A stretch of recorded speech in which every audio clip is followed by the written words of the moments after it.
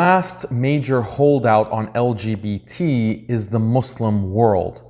And the powers that be in the West are asking one question: how do we get Muslims to accept homosexuality and the gay and trans lifestyle? The answer to this question is clear for them because they have used a strategy to get America and Europe to accept LGBT. Two gay media strategists, Marshall Kirk and Hunter Madsen, developed a 6-point plan for what they called overhauling straight America.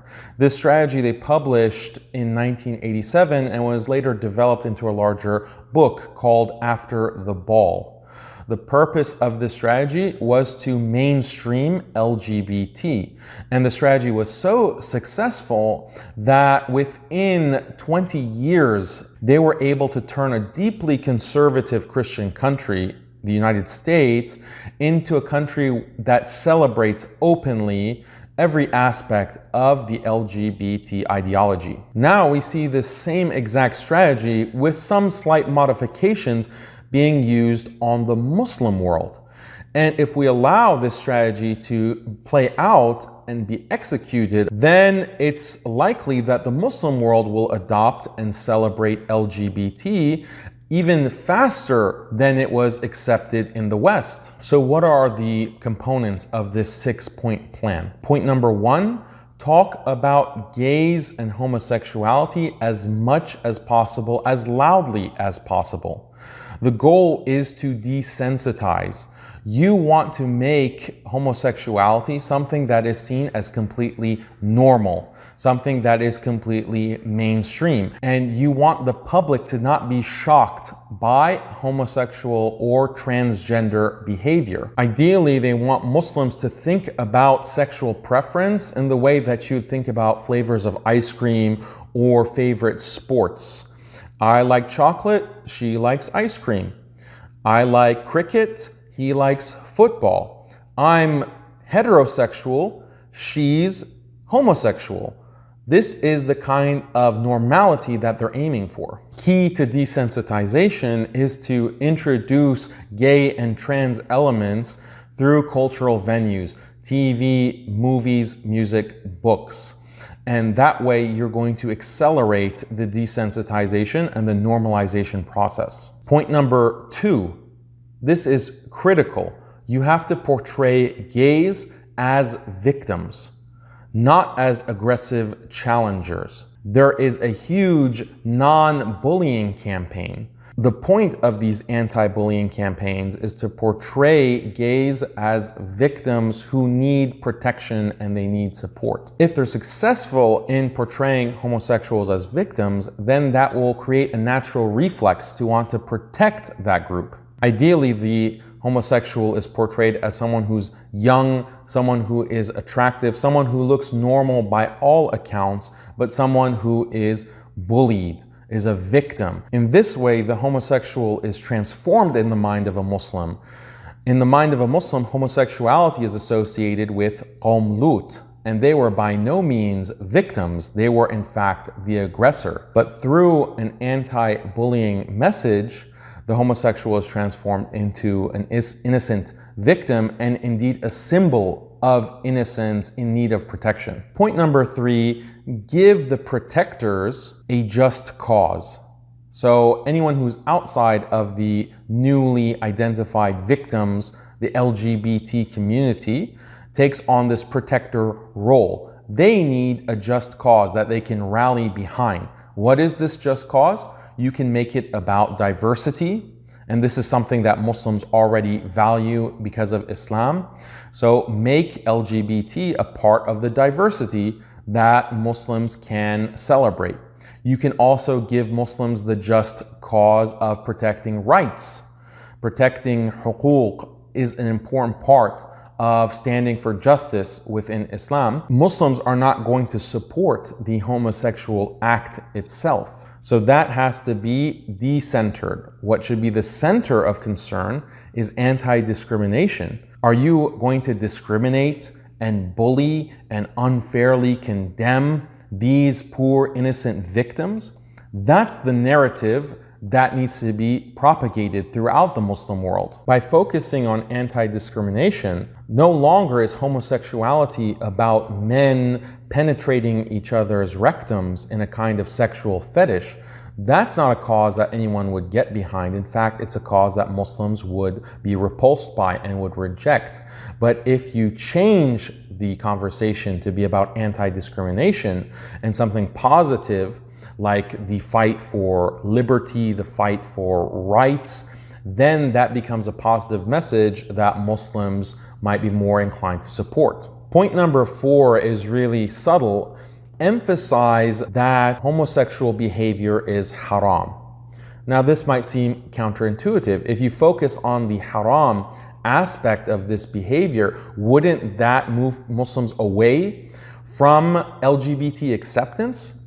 But there's this element of reverse psychology here, because if you emphasize the haram aspect, it makes you seem like you're a staunch defender of Islamic values. This then gives you space to promote anti-bullying or even all-out support of LGBT rights. The argument that can be made is that, yes, morally, LGBT behavior is haram, but we have to support the rights of this victimized, marginalized minority. This is a kind of Trojan horse that fools the Muslim community into thinking that LGBT behavior is haram, but supporting LGBT rights is perfectly halal and permissible and even praiseworthy in Islam, when in reality nothing could be further from the truth. Supporting LGBT rights is just as impermissible and haram and blameworthy as supporting the actual behaviors entailed by homosexuality and transgenderism. But this kind of bait and switch makes it easier for those who are more ignorant about Islamic values in this situation to accept LGBT normalization, LGBT rights, and so forth. Some of the more prominent Muslim preachers and academics in the West have been using this strategy for over 10 years, and what they've been able to achieve is getting the Muslim community in America especially to be more open to the idea that it is permissible for Muslims to support LGBT rights and to align with a LGBT political program. Now, those same preachers and their message is being exported throughout the Muslim world, and Muslim preachers in the East are learning from this strategy. They're very clear-cut and hard stance on homosexual behavior being haram in Islam, but we have to support LGBT rights. This idea is slowly starting to creep into mainstream Islamic Orthodox discourse. Point number 5, make the victimizer look bad. Make those who oppose LGBT as oppressors, who are old, they're out of touch, they're on the wrong side of history, they don't get it, they are intolerant, they are bigots. This is an important part of this victimized oppressor dynamic that is the framing of the entire LGBT proliferation movement that you want to create in the Muslim world. If this marketing campaign is successful, then the average Muslim will not want to associate with anyone who is anti-LGBT or in any way opposes that program. At first, this will create a culture of silence where the average Muslim doesn't want to risk speaking out and looking like a bigot or being accused of intolerance. Eventually, that culture of silence will allow the full LGBT program to get into full swing. Point number 6 is taking a step-by-step strategy for legal reform. In many Muslim countries, they have laws against homosexuality that have criminalized homosexual behavior. These laws used to exist in the West as well, punishing homosexual behavior and sodomy, but those laws were abolished, and step-by-step legal reform has taken place to completely transform the legal architecture within these Western countries. To replicate that in the Muslim world requires the same step-by-step process. We can understand this as خطوات الشيطان. When you have hudud, an actual capital punishment for homosexual behavior in certain Muslim countries, you're not going to be able to change that overnight. So you have to focus on less controversial issues. So the first step is to abolish hudud. What Western powers and NGOs already recognize is that some Muslims are already uncomfortable with the idea of hudud. They have, through years and decades of programming, been conditioned to see hudud in the Western lens as something that is barbaric. So they've been already primed as a public to be for the abolishing of hudud.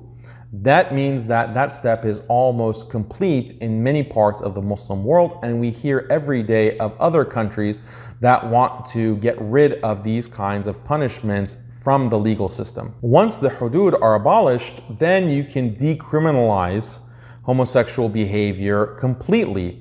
That's the next step. And the US government and the EU has been pushing sanctions on any country that has criminalized homosexuality and homosexual behavior.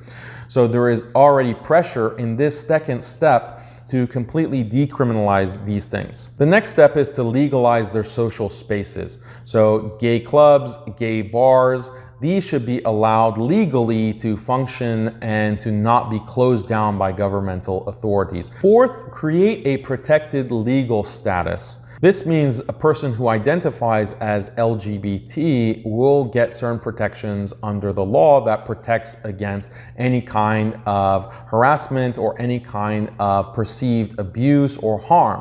One of the bigger steps is to legalize gay marriage.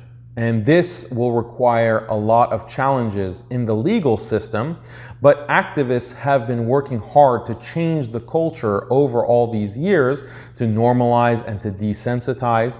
And again, the argument that will be made is that yes, homosexual behavior is haram, but people should have the right to marry whoever they want, and to prevent them from marrying whoever they want is a type of discrimination.